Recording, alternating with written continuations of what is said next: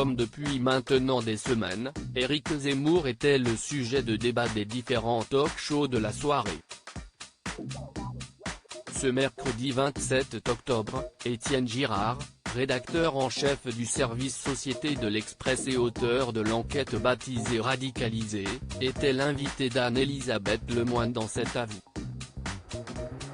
L'occasion pour le journaliste d'évoquer certaines polémiques créées par celui qui n'est toujours pas officiellement candidat, notamment celle de l'interdiction des prénoms qui ne sont pas d'origine française. Étienne Girard revient ainsi sur un dîner lors duquel Éric Zemmour évoque cette théorie devant un parterre d'invités. Et le journaliste confie alors son ressenti face au discours du polémiste. Ces mots sont glaçants, il en a déduit que ce qui allait le faire gagner c'est d'aller au plus fort, de défendre la force.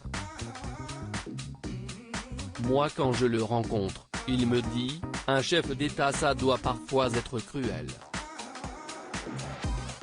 C'est ça qu'il va vendre.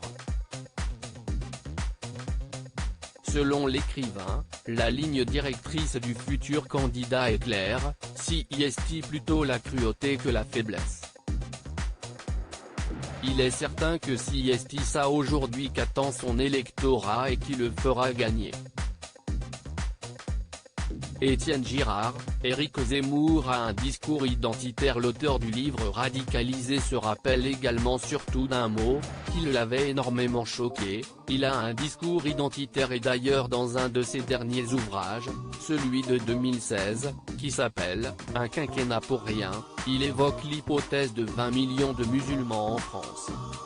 Il dit si demain, il y a 20 millions de musulmans en France, alors il faudra instaurer une dictature.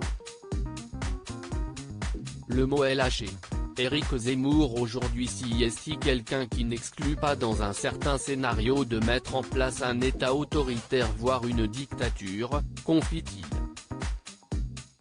Le livre Radicalisé sort dans les librairies ce jeudi 28 octobre.